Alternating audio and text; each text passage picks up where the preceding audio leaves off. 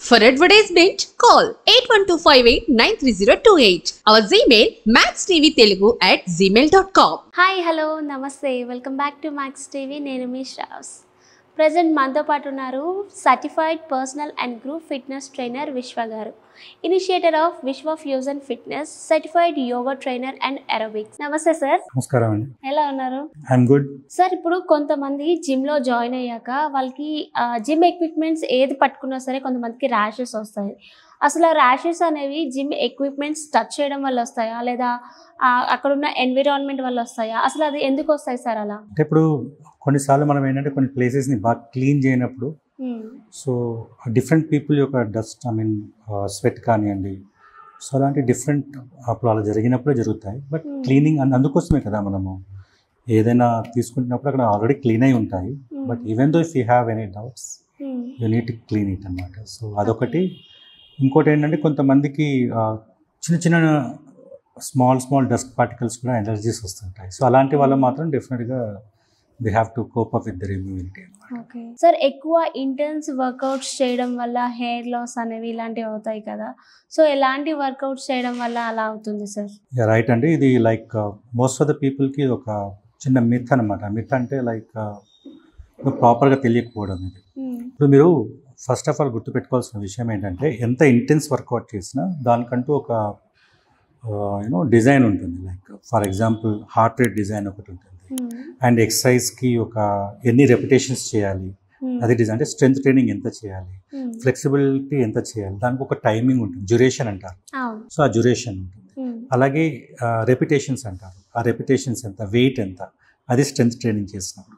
Cardio చేసినప్పుడు ఎన్ని minutes. So ఇలా ఉంటాయి అన్నమాట.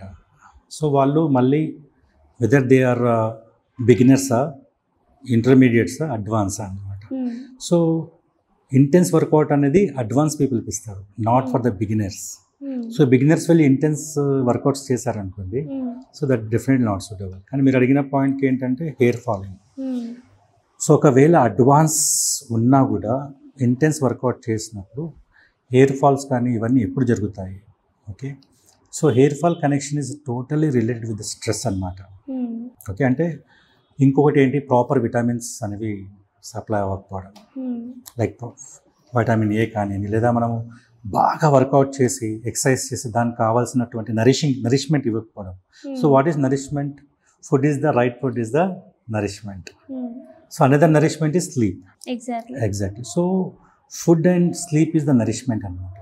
సో స్లీప్ తీసుకున్నప్పుడు ఏంటి, మనం ఎప్పుడైతే వర్కౌట్ చేస్తామో, ఇంటెన్స్ వర్కౌట్ చేస్తామో, ఆ మజిల్స్, జాయింట్స్ అండ్ ఆర్గన్స్ అనేవి ఎక్కువగా అలసిపోతాయి. అలాగే దానిపై మనం ఎక్కువ ఒత్తిడి పెడతాం.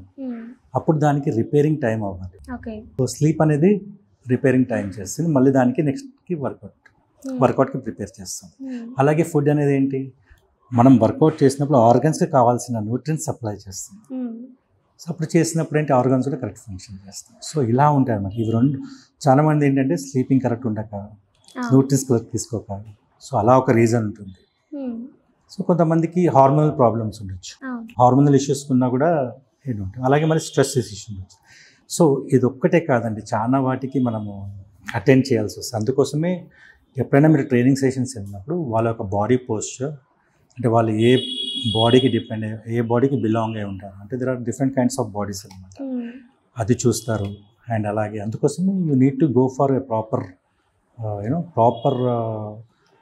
ఎక్స్పీరియన్స్ ట్రైనర్, అంటే దాని గురించి అవగాహన ఉన్న వాళ్ళు, బిగినర్స్ చేసేవాళ్ళు దానిపైన వెళ్ళాలి. అలాగే ఎవరికైనా బాగా ఇంటెన్స్ వర్కౌట్ చేయాల్సిన ప్రాపర్ ఒక అడ్వైస్ తీసుకొని చేస్తే వాళ్ళు వాటిని అధిగమించవచ్చు, గైడెన్స్ తీసుకొని చేయాలి. సార్, ప్రీ వర్కౌట్ చేసే వాళ్ళ న్యూట్రిషన్, వాళ్ళ మీల్ డైట్ అనేది ఎలా ఉండాలి సార్? ఎవరికైనా చూడండి, దేర్ ఇస్ ఏ ప్రాపర్, ఇప్పుడు అమెరికన్ బేస్డ్, ఇప్పుడు మనకు ఒక స్టడీస్ ప్రకారం తీసుకుంటే వాళ్ళు ఏంటంటే ఒక న్యూట్రిషన్ అనేది ఒక డిజైన్ చేసి ఇస్తారు. ఓకే, సో ప్రతి పర్సన్కి వాళ్ళు ఏంటంటే ఇప్పుడు ఒక 55% ఆఫ్ మనకు కార్బోహైడ్రేట్స్ ఇచ్చామనుకోండి, సో అలా. ఓకే, మళ్ళీ ఫ్యాట్ అనేది సమ్ పర్సెంటేజ్ ఉంటుంది, అలాగే ప్రోటీన్ సమ్ పర్సెంటేజ్ ఉంటుంది, వైటమిన్ సమ్ పర్సెంటేజ్ ఉంటుంది. అంటే ఆ పర్సంటేజెస్ని మనం ఫిల్ చేసుకోవాలి. సో ఒకవేళ ఎక్సర్సైజ్ చేసినప్పుడు ప్రోటీన్ ఎందుకు తీసుకుంటారంటే, మోస్ట్లీ ప్రోటీన్ ఫుడ్ అనేది ఎందుకు ఎక్కువ చేసుకుంటారంటే మజిల్ మాస్ అనేది పెరుగుతుంది ఎక్సర్సైజ్ చేసే వాళ్ళకి. సో అలాగే ఒక సర్టన్ ఏజ్ తర్వాత మజిల్ మాస్ తగ్గుతూ ఉంటుంది.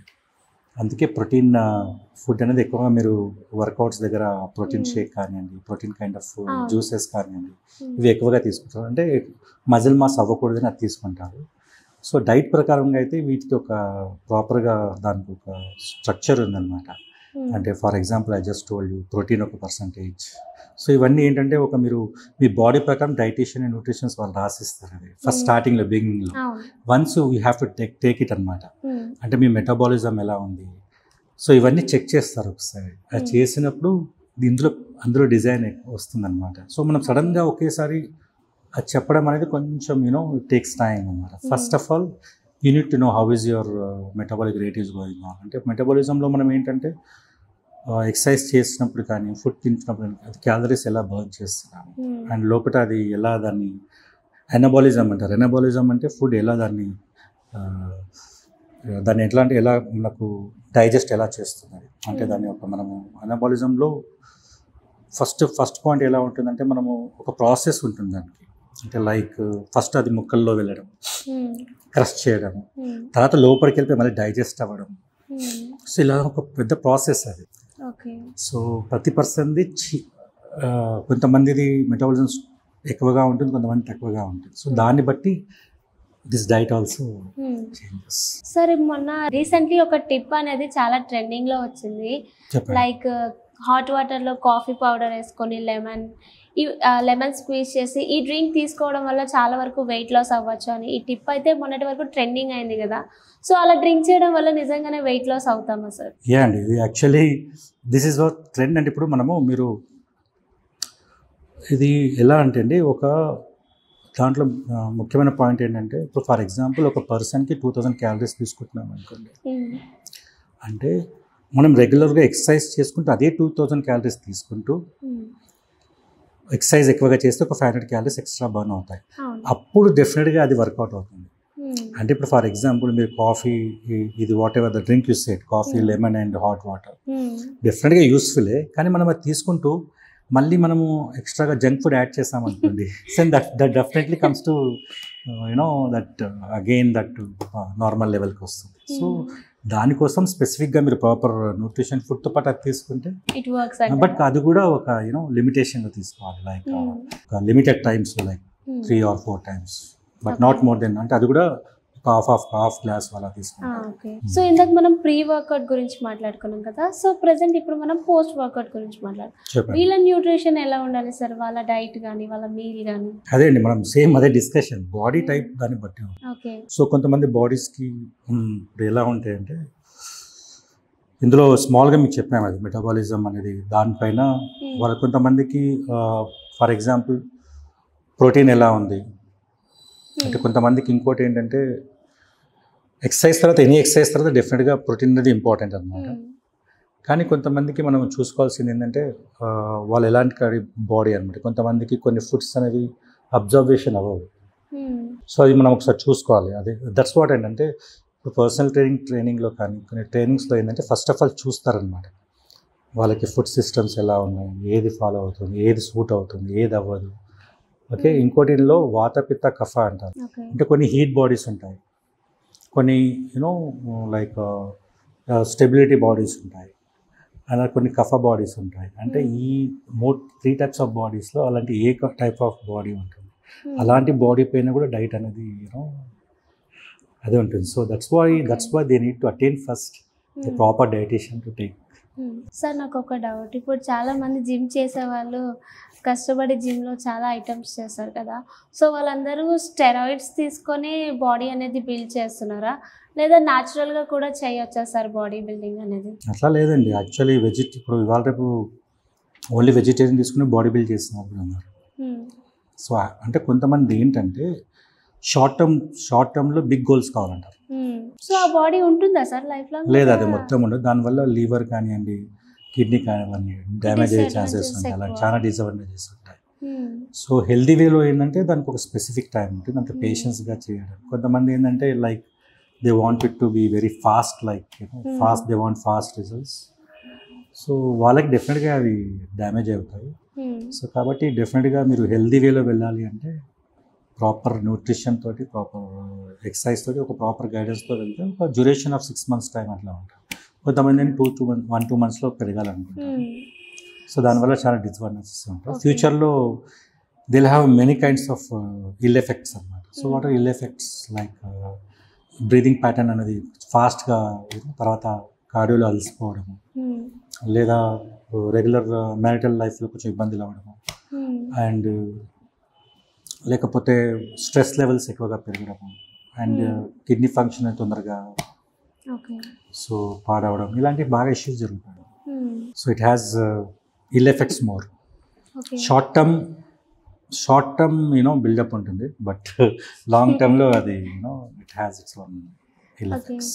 సార్, మరి జిమ్ చేసే వాళ్ళకి బాడీ బిల్డింగ్ మంచిగా ఉండాలంటే ఏదైనా మంచి సూపర్ ఫుడ్స్ చెప్పండి సార్. దట్స్ అండి. సూపర్ ఫుడ్స్ అంటే ఏముంటాయండి, ఇప్పుడు like veg sample, this is again non veg and వెజ్లో వెళ్ళాల్సి వస్తుంది. But super food just I can say take some dry fruits, take some banana, and దాన్ని యొక్క మిక్స్లో చేసేసి have some a milk, and this is one of the good super food. So like dry ఫ్రూట్స్లో చాలా ఉంటాయి కదా, like బాదాం ఉంటుంది, కిస్మిస్ ఉంటుంది, కాజు ఉంటుంది, ఖజూర్, లైక్ దాన్ని ఏమైనా డేట్స్ అంటారు. సో అలాగే తర్వాత దిస్ బనానా ఒకటి. సో ఇవన్నీ కట్ చేసేసి దాన్ని గ్రైండ్ చేసేసి one can have in the milk. That is one of the super food. Okay. Yeah. అంటే కొన్ని ఎక్సర్సైజెస్ ఉంటాయి కదా సార్, ఆ ఎక్సర్సైజెస్ అనేవి సెక్సువల్ డిజైర్ మీద ఎక్కువ ఇంపాక్ట్ చూపిస్తాయి అంటారు, అది నిజమేనా సార్? ఇప్పుడు దిస్ డిజైర్ అనేది ఏంటంటే అండి, it is totally neurological desire. అంటే ఇప్పుడు ఇందులో ఏంటంటే దట్స్ వాట్ అండి, this is what one should have a proper strengthen from neuro and total well balanced life ఉండాలి. సో అప్పుడు ఉన్నప్పుడు డెఫినెట్గా వాళ్ళు అందులో యాక్టివ్గా ఉంటారు. సో నెక్స్ట్ ఇక్కడ ఏంటంటే మళ్ళీ ఇందులో కొన్ని కెగెల్ ఎక్సర్సైజెస్ అంటారు. కెగెల్ ఎక్సర్సైజెస్లో డెఫినెట్గా మనము రిపోర్టివ్ ఆర్గన్స్కి స్ట్రెంగ్తెన్ చేసే ఎక్సర్సైజెస్ ఉంటాయి, అదొకటి ప్రాక్టీస్ చేయొచ్చు అందులో. అండ్ నెక్స్ట్ అనేది that's what and it's like needs whenever you workout you take a proper nutrition food. And next is proper again మళ్ళీ మనం ఎక్కడ తిరిగి వచ్చినా కూడా sleeping pattern and more, and stress. So stress అనేది ఏంటంటే most of the పీపుల్కి stress ఏం చేస్తాయంటే మనకు ఒక న్యూరాలజికల్ సెల్స్ని డ్యామేజ్ చేస్తాయి అన్నమాట. సో ఎప్పుడైతే న్యూరాలజికల్ సెల్స్ డ్యామేజ్ అవుతాయో, ఓకే, సో అలాగే మనం వదిలేస్తే ఆ స్ట్రెస్ కంటిన్యూ అయిపోయి రిపేర్ లేకుండా ఛాన్సెస్ అవుతాయి అన్నమాట. అలా అప్పుడు న్యూరాలజికల్ సెల్స్ అనేవి తగ్గిపోతూ ఉంటాయి. ఎప్పుడైతే న్యూరాలజికల్ సెల్స్ తగ్గిపోతూ ఉంటాయో మనకు రిప్రొడక్టివ్ ఆర్గన్స్ కానీ సో ఇలాంటివి ఏంటంటే అప్పుడు దాని యొక్క ఫంక్షనింగ్ అనేది తగ్గిపోతూ ఉంటుంది. Okay, right. సో అందుకోసమే స్ట్రెస్ లెవెల్స్ని స్ట్రెస్ లెవెల్స్ని తగ్గించుకోవాలి, హెల్దీ లైఫ్ లీడ్ చేయాలి. సో అప్పుడు ఎప్పుడైతే ఈ స్ట్రెస్ లోడింగ్స్ తగ్గుతుంటో డెఫినెట్గా న్యూరలాజికల్ మళ్ళీ రివైవ్ అవుతాయి అన్నమాట. అది కరెక్ట్గా వెళ్ళి ఎప్పుడైతే అవి కరెక్ట్గా ఇంటాక్ట్గా వర్క్ చేస్తారో డెఫినెట్గా అన్ని ఆర్గాన్స్ అనేవి ఫంక్షన్స్ కరెక్ట్గా ఉంటాయి with the proper sleep, proper food and proper healthy habits. Yes sir, చాలా బాగా చెప్పారు. Thank you so much. You're welcome.